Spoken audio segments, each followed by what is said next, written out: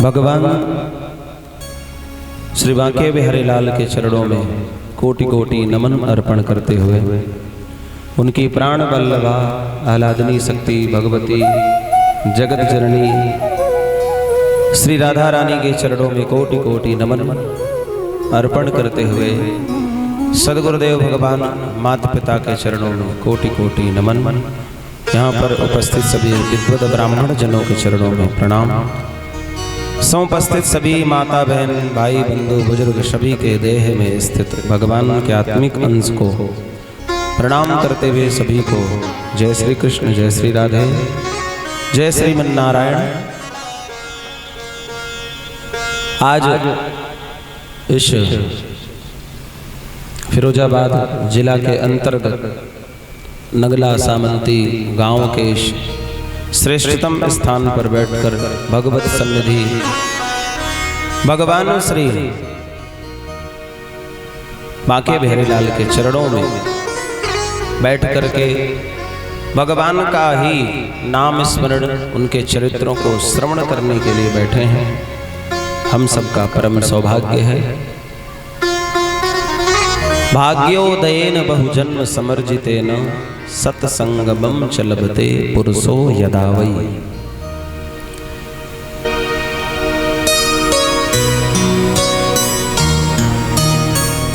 भाग्योदयेन बहुजन्म, एक जन्म के भाग्य से नहीं। ये जो श्रीमद् भागवत की कथा हमको आपको जो प्राप्त हो रही है वो इस जन्म के पुण्य प्रताप से प्राप्त नहीं हो रही है।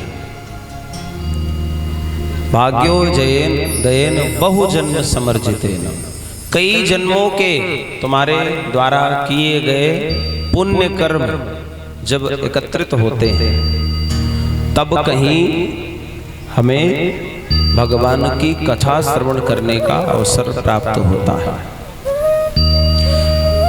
और ये बात कोई कपोल कल्पना नहीं है, भागवत जी में लिखा हुआ है। आज्ञान हेतु कृत मोह मदांधकार नासम विदाय तदोदयतो विवेक।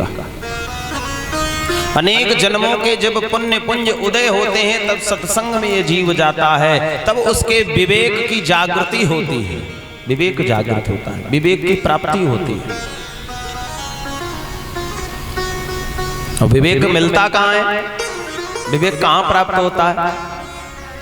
विवेक संत शरण में, सत्संग में प्राप्त होता है।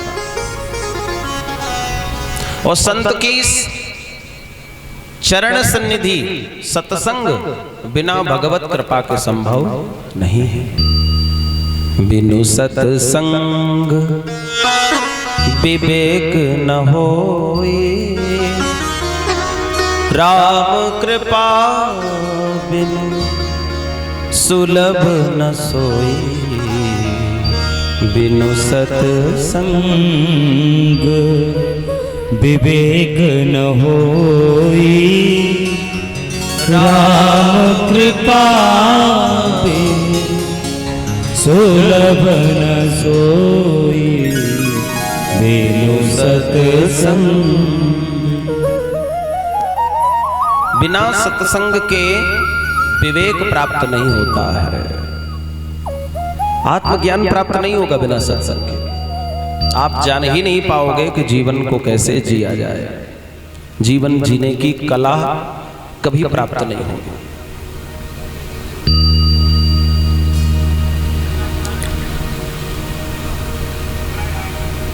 सब जने अपने अपने सामने एक एक जग पानी धर ले और समय समय पे पीते रहो। हाँ, बड़ी प्यास लगे। तुमको बैठे बैठे प्यास लग रही और हम तो 5 घंटे इतनी गर्मी में बोलते हैं। हम भी हर 10 मिनट में एक गिलास पानी पिए हैं।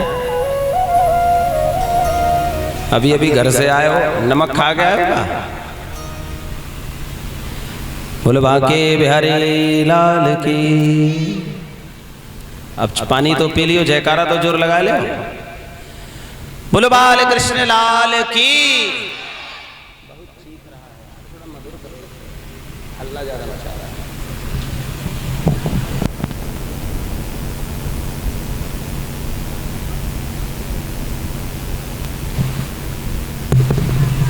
श्री राधे राधे।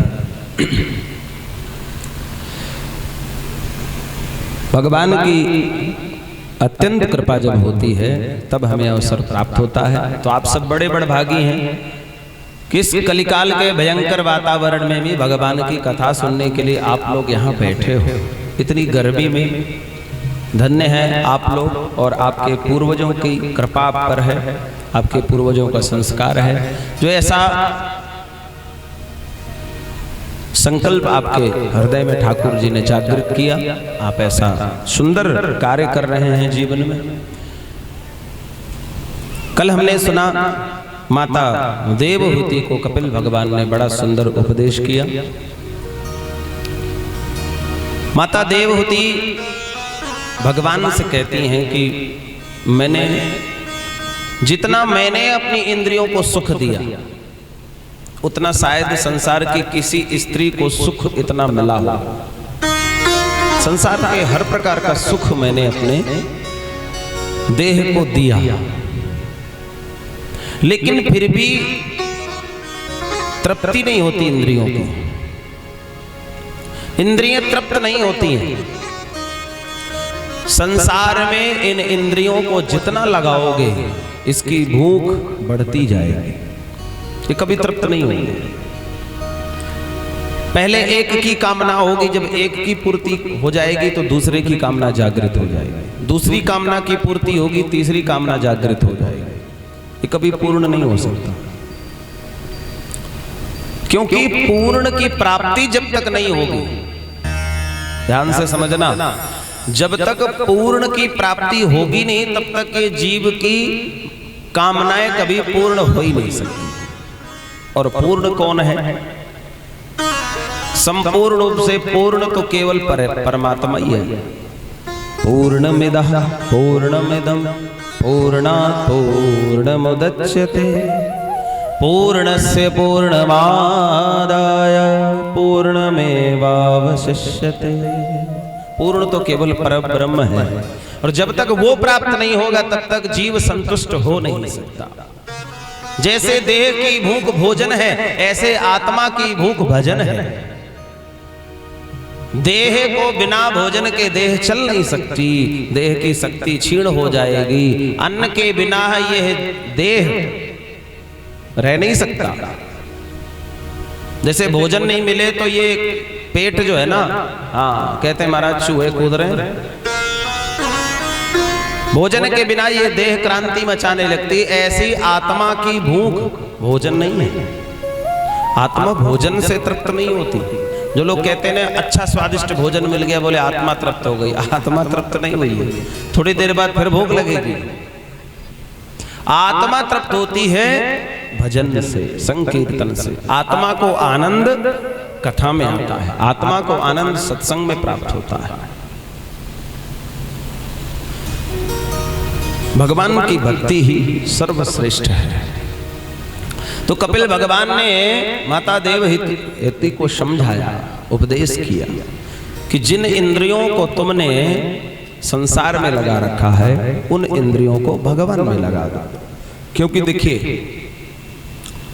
काम, क्रोध, लोभ, मोह ये हमने नहीं बनाया है, ये मनुष्य ने नहीं बनाया है, ये भगवान ने बनाया है। हम इसे समाप्त नहीं कर सकते।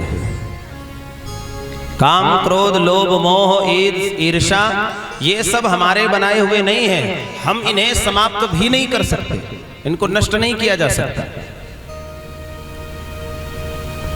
परंतु इनका मुख मोड़ा जा सकता है, इनका रास्ता बदला जा सकता है। जिन इंद्रियों को संसार में लगा रखा है उन इंद्रियों को भगवान में लगा रखा है। सरलतम उपाय है, क्योंकि कलयुग है, माया का इतना प्रभाव है कि ये जीव काम, क्रोध, लोभ से निवृत्ति पा ही नहीं सकता है, ये घेरेंगे। तो इनसे बचने का उपाय यही है कि इनका रास्ता मोड़ दो। जैसे ये संसार है ना, ये संसार गुण और दोष से परिपूर्ण है। इस संसार में गुण है तो दोष भी है, पुण्य है तो पाप भी है। और जहां पुण्य होगा वहां पाप भी होगा, और जहां पाप होगा वहां पुण्य भी होगा। हाँ, ये दोनों से ही चलता है संसार। इस विश्व के जगत नियंता, जगत रचयिता ने गुण दोष में सृष्टि बनाई है। अकेला गुण ही गुण नहीं है, इसमें दोष भी है। थोड़ा विचार करो तो पता चलेगा, जहां दोष ही दोष होगा वहां भी गुण अवश्य होगा। लंका में कौन रहते हैं? कौन रहता है लंका में? राक्षस रहते हैं, कुंभकर्ण, रावण, मेघनाद, भयंकर भयंकर दैत्य हैं। लेकिन उस दैत्यों की नगरी में एक गुण भी है। इतना दोष होते हुए भी उन दोषों के बीच में एक गुण भी है। क्या वो गुण कौन है? विभीषण। विभीषण बनता है भगवान। तो दोष के बीच में गुण है कि नहीं? अच्छा विचार करो, इस जो कुशंग है, दैत्य है, कुंभकर्ण क्या है? कुंभकर्ण है दोष, और रावण है कुसंग। तो कुंभकर्ण को किसने जगाया? कुंभकर्ण को किसने जगाया? किसने जगाया था कुंभकर्ण को? रावण ने जगाया था। रावण है कुसंग और कुंभकर्ण है दोष। जब हम कुसंग में पड़ेंगे तो कुसंग के कारण दोष जागृत होगा, हमारे जीवन में दोष प्रवेश करेगा। जब हम कुसंग करेंगे तो दोष जागृत हो जाएगा। लेकिन हम अगर सत्संग करेंगे तो गुण जागृत होगा। राम राम तहि सुमिरन कीन्हा। जब हनुमान जी महाराज लंका में प्रवेश करते हैं तो हनुमान जी किसका स्वरूप है? सत्संग का स्वरूप है। हनुमान जी के पहुंचने से गुण जागृत होता है। गुण है विभीषण। हनुमान जी हैं सत्संग। जब हम सत्संग करेंगे तो हमारे हृदय से गुण जागृत होगा, और जब हम कुसंग करेंगे तो हमारे हृदय से दोष जागृत होगा। इस देह में ही गुण दोष दोनों हैं, पर जैसा हम संग करेंगे वैसा ही रंग हमारे देह में, हमारे जीवन में जागृत होगा।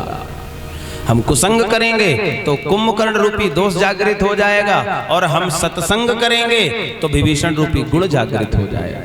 फर्क इतना ही है बस। और ये तो लंका की बात हो गई। अयोध्या में देखो, अयोध्या में क्या है? गुण ही गुण है कि नहीं? अयोध्या में तो गुण ही गुण है। सब भगवान राम के प्रेमी हैं, पर इस पूरी अयोध्या में जहां चारों तरफ गुण ही गुण है, वहां भी एक दोष है। कौन है वो दोष? पता है? किसी को पता है तो हाथ उठाना।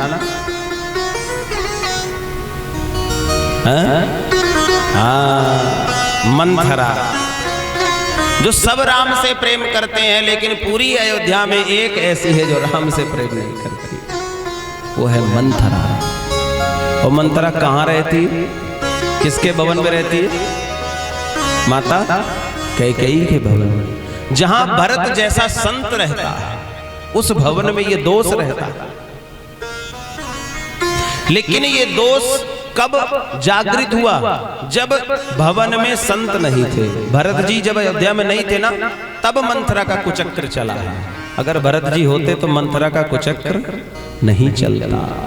जब हम संत की सन्निधि को छोड़ देंगे, संत शरण में जाना बंद कर देंगे, सत्संग करना बंद कर देंगे, तो हम कितने भी बड़े संत हों, कितने भी हमारे अंदर गुण ही गुण भरे हों, यदि हमने सत्संग का त्याग कर दिया तो हमारे अंदर से दोष जागृत हो जाएगा और राम को घर से बाहर निकाल देगा। अयोध्या से राम को बाहर जाना पड़ा।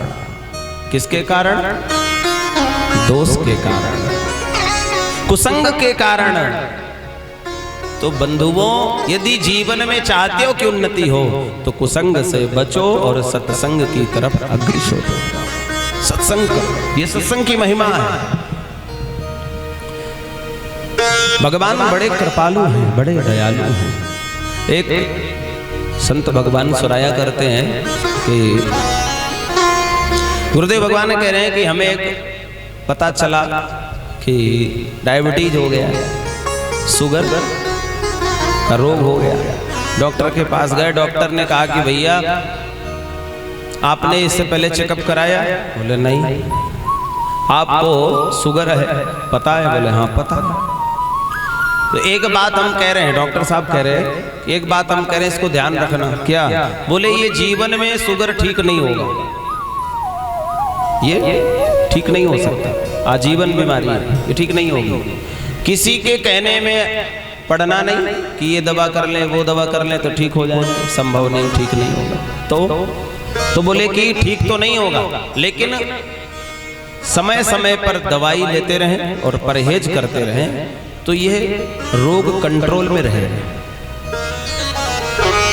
तो संत ने इस क्रिया से भी एक शिक्षा ली। क्या शिक्षा ली? बोले जीवन में ये जो कुसंग है, जो ये राग द्वेष है, काम क्रोध लोभ मोह है ना, ये ठीक नहीं हो सकते, इनको नष्ट नहीं किया जा सकता। हाँ, अगर कुसंग का परहेज कर ले, जैसे शुगर ठीक करने के लिए मीठा का परहेज कर ले, ऐसे ही कुसंग से परहेज कर ले और सत्संग की टेबलेट लेते रहे समय समय पर, तो ये है काम क्रोध लोभ रूपी रोग से हम बच सकते हैं। इस कलिकाल के प्रभाव से हम बच सकते हैं। इसलिए सत्संग बहुत जरूरी है। इसलिए कहते हैं संत बार बार कि जब समय मिले तब सत्संग करो, सत्संग श्रवण करो। आपकी जो वृत्ति है वो गलत कामों से बची रहे, आप इस संसार के अनैतिक कार्यों से बचे रहेंगे। हम यही निर्णय नहीं कर पाते हैं कि सही क्या है गलत क्या है, क्योंकि विवेक नहीं है ना। कुतर्क करने की बुद्धि तो है परंतु विवेक नहीं है। तर्क करने की बुद्धि है परंतु विवेक नहीं है। सही और गलत के फर्क को हम समझते ही नहीं। हमारे मन ने जो कह दिया हम उसको ही अच्छा मान लेते हैं, सच मान लेते हैं।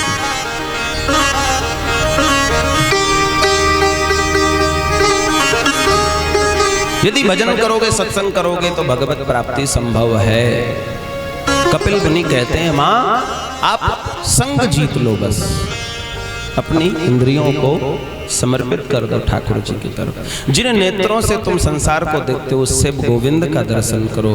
जिन नेत्रों से तुम इस अपने परिवार को अपने घर को देखते हो उन नेत्रों से गोविंद का दर्शन करो।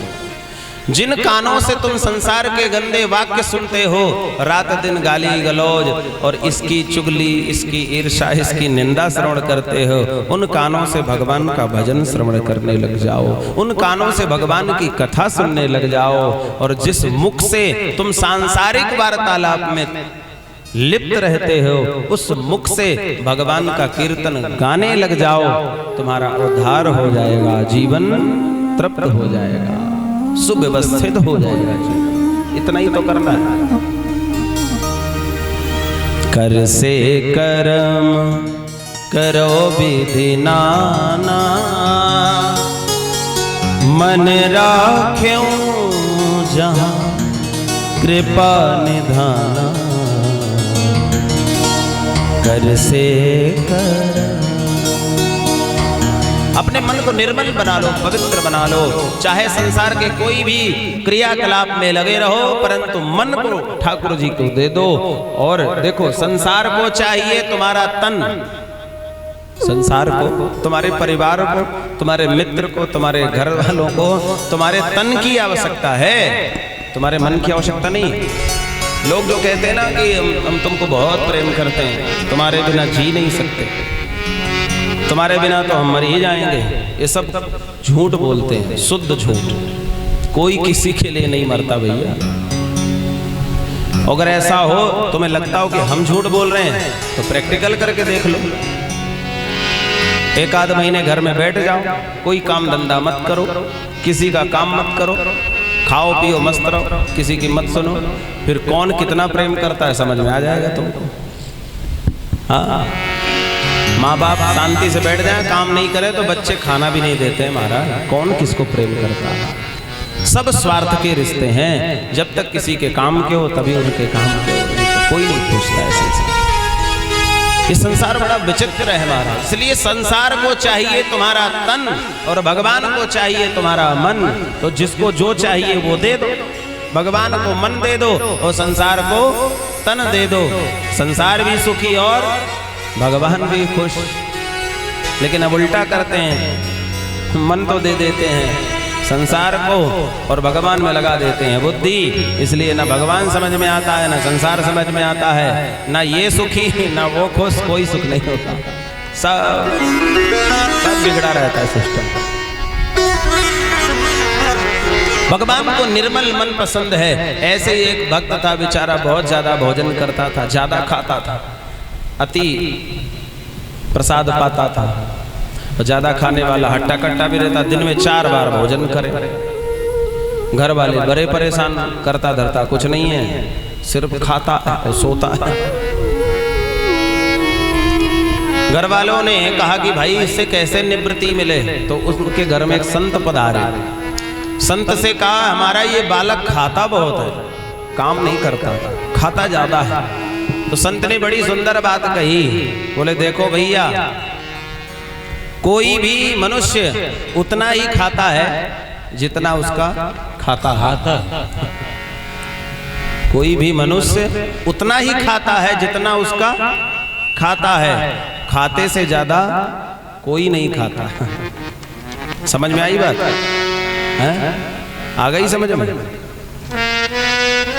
जितना जिसका बैंक बैलेंस होगा उतना ही तो निकालेगा। तो खाते में कोई बैलेंस नहीं होगा तो एटीएम से पैसा नहीं निकलेगा। तो संत ने कहा कि आप चिंता मत करो। तो वो बालक उस संत से बोला, गुरुदेव आप ही मुझे अपना चेला बना लो, अपने पास ले चलो। घर वालों ने विचार किया चला जाए तो छुट्टी मिले। बड़ा सीधा था बेचारा, चला गया संत के साथ। अच्छा, भोजन ज्यादा करता तो आश्रम में पहुंचते ही संत से कह रहा है कि ये बताओ कि आपके यहाँ पंगत कितनी बार होती है? बोले हमारे यहाँ तो 2 बार पंगत होती है। आरती होगी, सत्संग होगा, भजन होगा, बस यही आश्रम में काम, और क्या काम? बोले तो मौज आ गई फिर भैया, करना कुछ नहीं और भोजन चकाचक, और क्या चाहिए? अब तो महाराज ये तो आश्रम में चकाचक आराम से रहने लगा। अब इसे क्या पता था कि आश्रम में भी समस्या।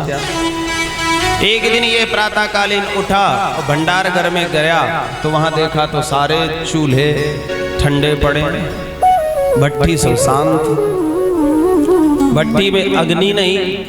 अब ये घबराया और भागता भागता गुरुजी के पास गया। गुरुजी कह रहा, गुरुदेव क्या बात है, क्या हुआ? बोले आज ये भट्टी ठंडी पड़ी है, भोजन नहीं बन रहा, क्या बात है?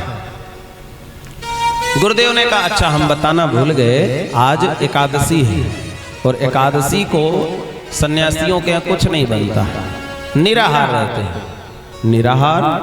हाँ। कब बनेगा? बोले द्वादशी को। कल मिलेगा भोजन? बोले हाँ। बोले कल तक हम जीवित ही नहीं रहेंगे, द्वादशी तो हम देखा ही नहीं पाएंगे, उससे पहले ही मर जाएंगे। बिना भोजन के तो हम एक दिन नहीं जी सकते। अब तो महाराज गुरुदेव बोले देखो आश्रम में तो बनेगा। तो बोले क्या करें? बोले अगर तुम बना लो अपने आप तो ठीक रहेगा।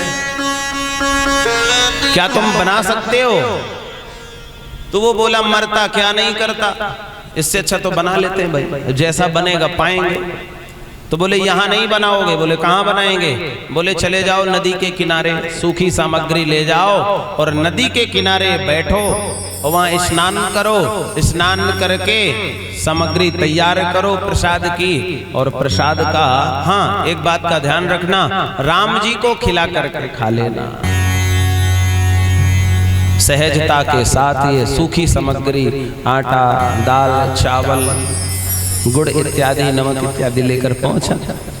नदी के तट पर बढ़िया चकाचक स्नान किया। स्नान करने के बाद इसने अब कभी बनाया तो था नहीं भोजन, तो जैसा तैसा रूखा सूखा बना। 4 टिक्कड़ बनाए मोटे मोटे और बना करके इसने पत्तल पर लगाया।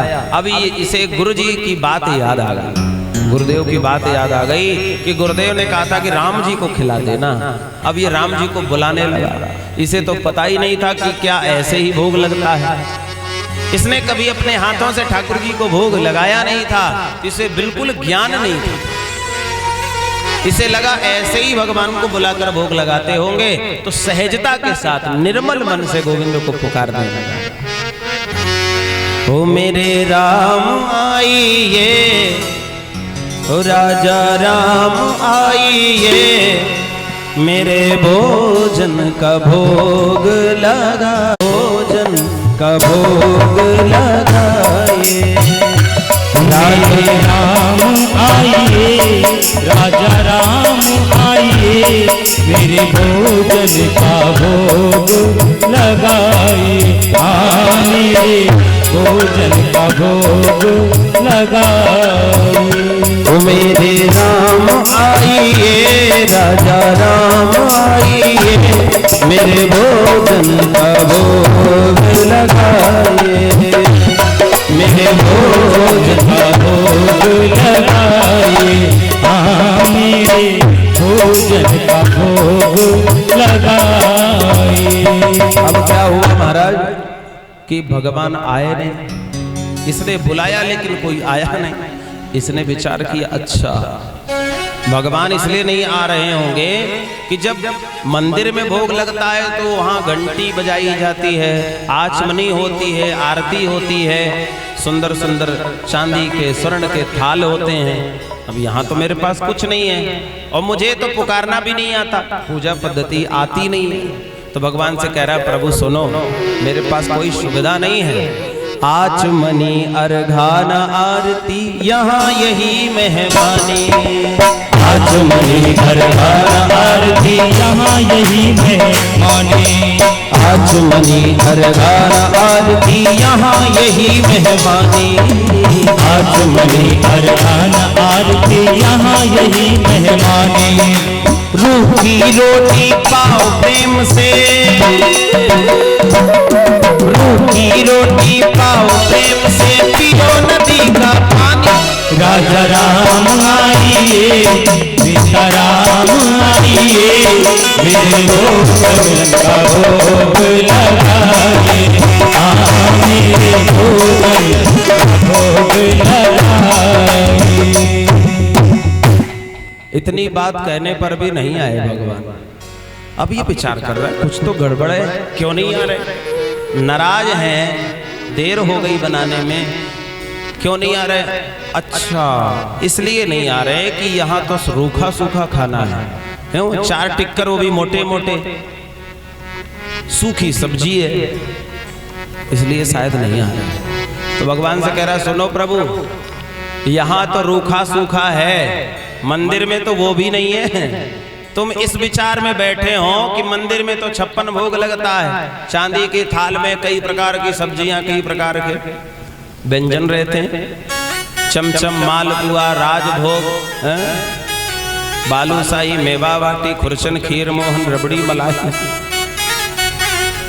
इसलिए भगवान ना आ रहे हो। अगर ये विचार कर रहे हो कि मंदिर में तो चकाचक भोग लगेगा और यहाँ रूखे टिक्कड़ लेके बैठा है सूखे, इसलिए नहीं आ रहे हो, तो एक गलत फहमी मत रहना। क्यों? वहां तो कुछ भी नहीं मिलने वाला। हाँ, अरे भूल करोगे यदि तज दोगे भोजन रूखे सूखे, भूल करोगे यदि तज दोगे भोजन रूखे सूखे। भगवान से कह रहा है, अगर गलती की और यहाँ का रूखा सूखा भोजन छोड़ दिया तो फिर तो बहुत बुरी स्थिति हो जाएगी। मंदिर में है आज एकादशी, मंदिर में है आज एकादशी, रह जाओगे भूखे। राजा राम आइए, सीता राम आइए, मेरे भोजन का भोग लगाइए।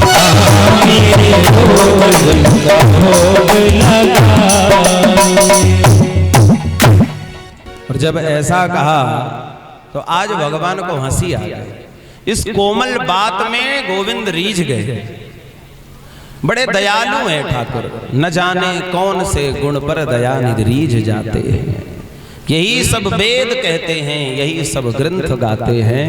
वो कौन सी बात उनको तुम्हारी अच्छी लग जाए, पर बात होनी चाहिए निष्कपट, निर्मल बात होनी चाहिए, कपट नहीं होना चाहिए।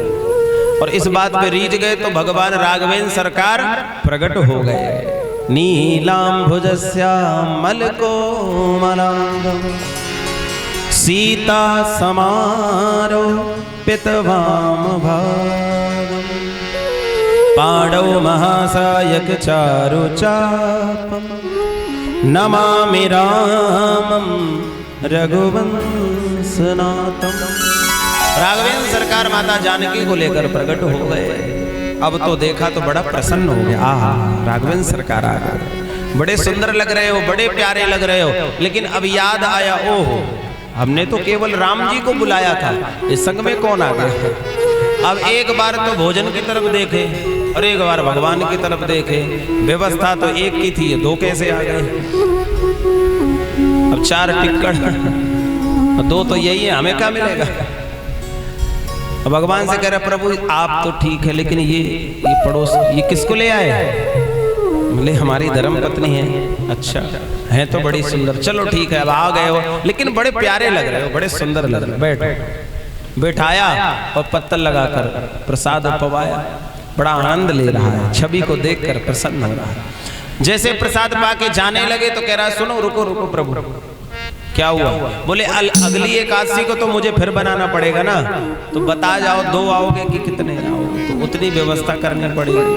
नहीं तो एकादशी तो करवा ही रहे हो ना आप, 4 बने 4 तुम ही खा गए, हमें तो कुछ मिला नहीं। भगवान मुस्कुरा के बोले चिंता ना करो, 2 ही आएंगे, टेंशन मत लो। अगली एकादशी में गुरु जी के पास गया। बोले गुरु जी क्या हुआ। बोले राशन बढ़ाओ। तो क्यों। वो तुम्हारे भगवान बढ़ गए, एक को बुलाया तो पत्नी को भी संग ले आया, हमें तो मिला नहीं कुछ। गुरुजी को लगा ये भूखा रह गया, झूठ बोल रहा है। तो गुरुजी ने कहा चलो कोई बात, दे दो। अनाज ज्यादा दे दिया, सो रूखी सामग्री लेकर आया। फिर प्रसाद स्नान ध्यान करके प्रसाद तैयार किया और भगवान को फिर बुलाने लगा। अब तो माता जानकी को भी बुला रहा है। वो सीताराम आइए, राजा राम आइए, मेरे भोजन का भोग लगाइए। सीताराम आइए, राजा राम आइए, मेरे भोजन का भोग लगाइए। मेरे भोजन का भोग लगाइए। अब जैसे इसने बुलाया जानकी माँ को और राघवेंद्र सरकार को, भगवान भी कम विनोदी नहीं है। पहले तो जानकी को लेकर आए, इस बार लखन लाल जी को लाके प्रकट हो गए। राम जानकी और लखन।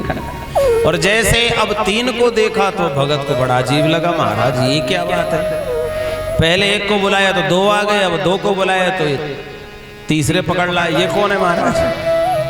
फिर भोजन की तरफ देखे और भगवान की तरफ देखे। बोले काशी करवाई देते हो महाराज, ये कौन ले आए संग में। बोले भगवान बोले हमारे छोटे भाई हैं। भाई ये तो ना शकल से लग रहे हैं ना स्वभाव से, भाई कहाँ से दिख रहे हैं। बोले क्यों। भगवान तो श्याम वर्ण के हैं और लखन लाल जी गौर वर्ण के हैं, और स्वभाव भी क्रोधी स्वभाव लखन लाल जी। लखन लाल जी महाराज बोले कि महाराज कैसे स्थान पर ले आए, बड़ा भक्त विचित्र। बुला करके पूछता है किसको ले आए हो। कोई बात नहीं, अब आ गए तो बैठ जाओ। अब बैठ गए, पवाया प्रसाद। प्रसाद पवाने के बाद बेचारा विचार करता है महाराज हर बार धोखा करते हो, अब बता के जाओ, जितने आने हो अभी से बता दो, उतनी व्यवस्था करके रखो, बार बार एकादशी करवा देते हो आप। भगवान मुस्कुरा कर बोले चिंता मत करो भगत, अब कोई बढ़ेगा नहीं, 3 ही आएंगे, चिंता मत करो। हाँ प्रभु ठीक है। अगली एकादशी को फिर गुरुजी के पास गया। गुरुजी बोले महाराज फिर से बढ़ाओ। गुरुजी को लगा कितना खाता है भाई एक बार में। बोले तुम्हारे हर एकादशी में भगवान बढ़ जाते हैं, मैं क्या करूं? पहले अकेले आए, फिर पत्नी को ले आए, फिर भाई को ले आए, मैं क्या करूं उसमें?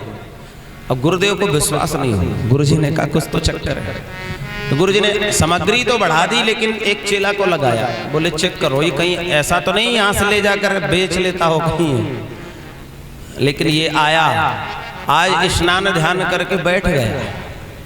इसने विचार किया कि हमको तो कुछ मिलता ही नहीं है खाने को, सिर्फ मेहनत करने के होते हैं, मिलता तो है ही नहीं। एक काम करते हैं, पहले बुला लेते हैं, हाँ जितने आएंगे उतनी व्यवस्था करेंगे। अब ये भगवान को बुलाने लगा, पहले ही बुला ला। बोले बनाएंगे बाद में, पहले बुला ले, देख ले कितने आ रहे हैं। अब बुलाने लगा, ओ राजा राम आइए, सीता राम आइए, मेरे भोजन का भोग लगाइए।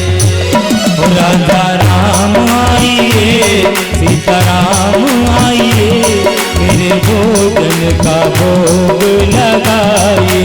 हाँ मेरे भोजन का भोग लगाइए, हाँ मेरे भोजन का भोग लगाइए। अब तो महाराज जैसे ही इस भगत ने बुलाया, भगवान भी आनंद लेते हैं भक्तों से, तो भगवान पूरा राम दरबार लेकर के प्रकट हो गए। राम लखन जानकी भरत शत्रुघ्न और संग में प्यारे हनुमान जी को भी ले आया। आप तो इसने माथा पकड़ लिया, हे भगवान ले आओ, एक को बुलाओ तो दो आते हैं, दो को बुलाओ तीन आते हैं, और तीन को बुलाया तो पूरा खानदान उठा लाया। और खानदान तो ठीक है, संग में बंदरों ले आए। अब तो भगवान मुस्कुरा रहे हैं, क्या बात है भगत बड़े बैठे हो, कुछ लाओ लगाओ पत्तल। बोले क्या लगाओ? अरे बोले प्रसाद लगाओ। बोले कहाँ से लगाएं? बोले क्यों? बोले महाराज जब हमको मिलता ही नहीं है तो हमने सोचा पहले बुला लें, तब आ गए हो, अब अपने आप बनाओ, अपने आप खाओ। बोले क्यों? बोले भगवान एक बात पूछे। क्या? बोले सच सच बताना। हाँ पूछो। बोले एक बात बताओ, हमने तुम्हारे भोग का ठेका लिखा रखा है कि तुम्हारे पूरे खानदान का है? भगवान मुस्कुराए। भगवान ने कहा, जानकी की तरफ इशारा किया और भरतलाल जी भंडारा बनाने लगे हैं। विचार करो, भरतलाल जी भंडारा बना रहे हैं, माता जानकी रसोई में लगी हैं, हनुमान जी महाराज लकड़ी ला रहे हैं। वो दृश्य कैसा होगा? क्या इस भोले भक्त ने कोई यज्ञ किया, कोई तप किया? क्या किया इसने? केवल और केवल निर्मल मन, सरल मन से गोविंद को पुकारा और गोविंद को आना पड़ा। हमारे अंदर ये भाव कभी होता ही नहीं है कि भगवान क्या ऐसे भी आ सकते हैं। हमें तो लगता है कि ये पीतल की मूर्ति है, पीतल की मूर्ति न खाती है न पीती है, न इसको सर्दी लगती है, न इसको ठंड लगती है, न गर्मी लगती है, कुछ नहीं लगता। भोग लगाने के लिए कहो गोपाल जी गए तो कुछ लोग कहते हैं महाराज भगवान कहाँ खाते हैं। अरे खिलाओगे तब खाएंगे ना। तुम्हारे अंदर भाव है ही नहीं, जो भाव नहीं है तो वो कहां से प्रकट है? भगवान तो भाव के भूखे हैं, भाव का भूखा हूं मैं, भाव ही बस सार है, भाव से मुझको भजे तो भव से बेड़ा पार। भाव बिन अन्य भूषण कुछ न मुझको चाहिए, भाव बिना वो कुछ नहीं लेता है। तुम कितना भी सोने चांदी आभूषण अर्पण कर दो, यदि तुम्हारे अंदर भाव नहीं है, अभिमान भरा है कि मैं धनवान हूं, मैं भगवान को ये दे रहा हूं वो दे रहा हूं, तो भगवान खुद ही तुमको देने वाले हैं, तुम भगवान को क्या दे सकते हो? लेकिन ये भक्त का भाव होता है कि मैं गोविंद को अर्पण करके खाऊं। इधर गुरुजी आ गए, इन्होंने गुरुजी देखना चाहते थे कि करता क्या है। गुरुजी आकर देखते हैं कि ये भोला भगत नदी किनारे आराम से बैठा है। गुरुजी ने आके चेला क्या बात है, कैसे बैठा है? बोले गुरुदेव क्या बताऊं, हमको कुछ प्राप्त होता ही नहीं है, देखो भंडारा चल रहा है, सब बैठे पा रहे हैं। अब गुरुजी को कुछ नहीं दिखे। गुरुजी कह रहे कौन बैठा है? बोले आपको नहीं दिख रहा? बोले ना, पूरा राम दरबार बैठा है, भंडारा चल रहा है, पा रहे हैं। अब तो गुरुजी को लगा कि झूठ बोल रहा है। गुरुजी ने कहा नहीं, हमको कोई नहीं दिख रहा है, या तुम अकेले हो। तो शिष्य ने पूछा भगवान से, प्रभु आप मुझे दर्शन दे रहे हो और जिन गुरुदेव की कृपा से मुझे दर्शन आपका हुआ है, आप उनको दर्शन नहीं दे रहे हो। तो राघवेंद्र सरकार कहते हैं, सच कह रहे हो, तुम्हारे गुरुदेव तपस्वी हैं, संत हैं, भक्त हैं, परंतु उनके हृदय में अभी इतनी सरलता नहीं है। उनके अंदर ये भाव नहीं है कि क्या मैं ऐसे भी भोग लगा सकता हूं, इसलिए उनको दर्शन नहीं हो रहा है। तब शिष्य ने बताया गुरुदेव का, गुरुदेव भगवान कह रहे हैं आप विद्वान तो हैं, संत हैं, तपस्वी हैं, पर आपके हृदय में सरलता नहीं है। आपके हृदय में कठोरता है, सरलता नहीं है, ज्ञान का अभिमान है। और ये बात सुनी गुरुदेव तो गुरुदेव के आंखों से अश्रु प्रवाह निकल पड़े। कहने लगे, सच कह रहे हो, मुझे ज्ञान का अभिमान है, यहाँ तक कि भक्त होने का भी अभिमान है। और जहाँ ये अभिमान आ जाए कि मैं भक्ति करता हूँ, जहाँ ये अभिमान आ जाए कि मैं पूजा पाठ करता हूँ, तो वो पूजा पाठ भी आपकी बेकार है। पूजा पाठ भी करो, कोई तुमसे पूछे करते हो, बस यही भाव रखो, कुछ नहीं, मुझसे कुछ नहीं आता, ये सब गोविंद की कृपा जो करा ले। कभी ये मत कहो कि महाराज मैं 1 घंटा पूजा पाठ करता हूँ, मैं 2 घंटे पाठ करता हूँ, तब खाना खाता हूँ। तो क्या एहसान कर रहे हो तुम भगवान के ऊपर?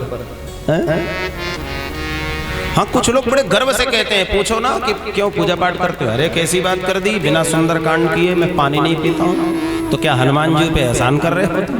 मत पियो, अपने लिए ही तो कर रहे हो। सुंदर कांड कर रहे हो तो किसके लिए कर रहे हो? अपने स्वार्थ के लिए कर रहे हो। इसमें कोई भगवान के ऊपर आप एहसान नहीं कर रहे हो।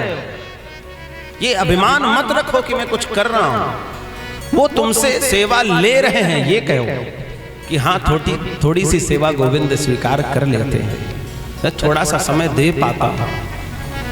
सरल भाव रखो, सहज भाव रखो। भगवान को सहजता प्रिय है, सरलता प्रिय है, उनको अभिमान तनिक मात्र भी प्रिय नहीं है। भगवान बार बार कहते हैं, मुझे केवल प्राप्त वही कर सकता है जिसके हृदय में सरलता है। और आज संसार में सबसे ज्यादा कठिन है कुछ, तो सरल होना ही सबसे अत्यंत कठिन है। सरलता हृदय में जल्दी आती नहीं है। सरलता यदि हृदय में आ जाए तो आहा, फिर तो आनंद ही आनंद आ जाए। कोई बुरा कहे तो भी आनंद में रहो, कोई भला कहे तो भी आनंद में रहो, मस्त रहो। और ऐसा तभी होता है जब सत्संग जीवन में होता है, बिना सत्संग के ये प्राप्त नहीं हो सकता है। इसलिए मैं बार बार कहता हूँ, हर पल हर क्षण भगवान नाम संकीर्तन करते रहो। बोलो बाल कृष्ण लाल की, जोर से लगा लो दोनों हाथ। बोलो बांके बिहारी लाल की। ओ मुझे चरणों से लगा ले मेरे